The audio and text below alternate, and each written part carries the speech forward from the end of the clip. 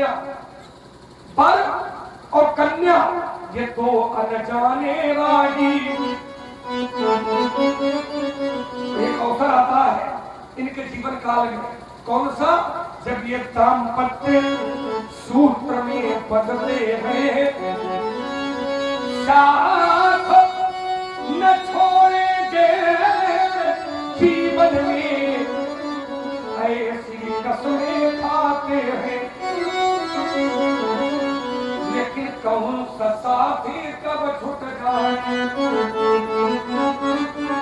न पत्नी को मालूम है कि पति पहले जाएगा, और न पति को मालूम है कि संसार की लड़ाई में क्या पत्नी का साथ पहले छूटेगा। तभी तो कवि ने कह दिया कि कौन सा साथी कब छूट जाए, ये दंपति को मालूम नहीं।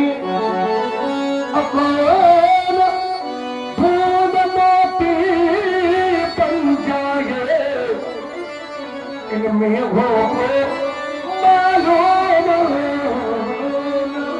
कहता है कि भगवान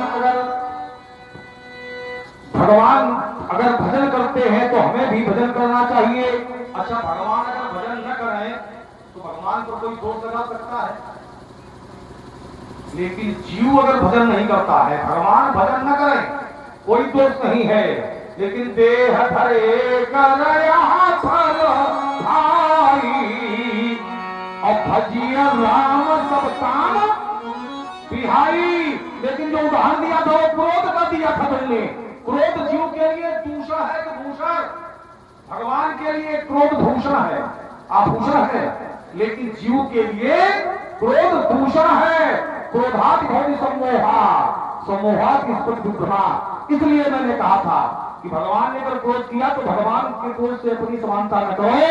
इन्होंने कहा कि कहो सो साथी कब छुप जाए,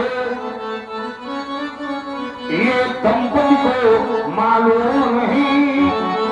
कौन खोद मोती बन जाए, मेघों को मालूम नहीं। इसी का नाम है जग। जा माने जन्म लेना और का माने गमन करना, इसी का नाम जग है। ये नारी छूट गई जब नर की, ये नारी पीछे चलने वाली नारी नहीं, ये नारी छूट गई जब नर की, तो प्रियजन इतना ही कर पाए। चार लोग कंधे पर रखकर मरघट तक ले आए। मरघट इसका एक नाम स्मशान घाट भी है, जिसको लोग शमशान घाट भी कहते हैं। शमशान घाट क्यों कहते हैं? क्योंकि इस घाट पर चाहे राजा हुए चाहे रंग का हुए, सबकी शान सम है, बराबर है, इसलिए शमशान है। ये नारी छूट गई जब नर की, तो प्रियजन इतना ही कर पाए। चार लोग कंधे पर रखकर मरघट तक ले आए। कौन कौन यहाँ आता है? ये दाना बीन चराने वाले, दाना बीन चराने वाले इसी घाट पर आए। स्वर्ण भस्म के खाने वाले इसी घाट पर आए। बिना कफन मर जाने वाले इसी घाट पर आए। गगन ध्वजा फहराने वाले इसी घाट पर आए। ये धनवानों के बलवानों के, धनवानों के बलवानों के बड़े बड़े बेटे हैं। पर अंत समय में चिता के ऊपर चुप होकर चित लेते हैं। सह न सके सिर दर्द कभी, अगर सिर में दर्द हुआ है तो उनके आवाज पर औषधि नहीं पहुंची है, बल्कि औषधार पहुंच गया। सह न सके सिर दर्द कभी, उपचार बहुत करवाए। लेकिन जब समय आ गया चलने का, तो धनवंतर काम न आए। सावधानियों का चाहे जितना जोड़ा चाहे मेला, उस मेले को तोड़ ताड़ कर उड़ता हंस अकेला। माँ की गोदी से मरघट तक, माँ की गोदी से मरघट तक की कितनी लंबी यात्रा है?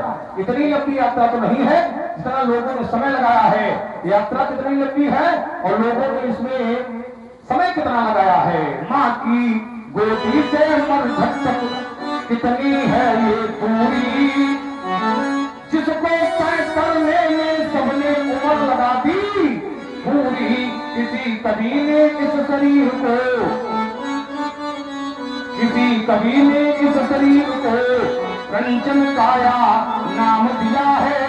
उस कवि ने इस शरीर पर कसकर व्यंग किया है। व्यंग क्या है? उसने कहा कि शरीर सोने का है। अगर ये शरीर सोने का होता तो जो सोने की राखी होती है, जिसे स्वर्ण भस्म कहते हैं, बड़ी मूल्यवान होती है। अगर ये शरीर सोने का है तो इसकी भी राखी का मूल्य होना चाहिए। लेकिन मनुष्य ने शरीर की राखी का मूल्य कितना है, कितने लोगों का है? किसी कवि ने इस शरीर को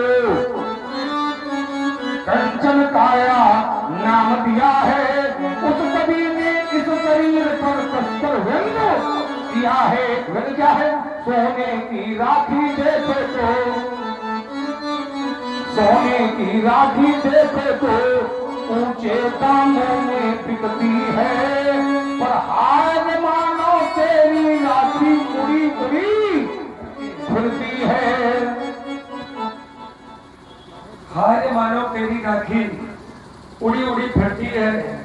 कब की रचना बहुत अच्छी है, लेकिन अंत में 4 पंक्तियां उसने गड़बड़ लिख दी। मानव की राखी का कोई मूल्य नहीं होता है। अरे मानव की राख का भी मूल्य होता है ना। जैसे कोई सब्जी बेचने वाला हो, सब्जी बेचने वाले के पास मणि लेकर के जाओ, मणि, और सब्जी बेचने वाले से कहो कि मणि का मूल्य बताओ, तो सब्जी बेचने वाले की बुद्धि पर मणि का मूल्य कितना होगा जानते हो? तुमसे मणि ले लेगा, बदले में 2-4 आलू, गोभी, टमाटर, परवल, हरबल उठा के नहीं जाओ। अरे मणि का मूल्य अगर किसी को जानना हो तो किसी स्वर्ण का जौहरी से, है ना, कोई पूछ ले। वैसे ही मनुष्य की शरीर की राख का मूल्य अगर जिसको पूछना हो तो वो चला जाए कहाँ? उज्जैन, कहाँ? महाकाल दरबार, जहाँ की आरती ही चिता भस्म से होती है। अगर की राख का मूल्य देखना हो तो वहां से पूछ लो। अरे तभी तो आचार्य पंक्ति लिखते हैं कि सुकृति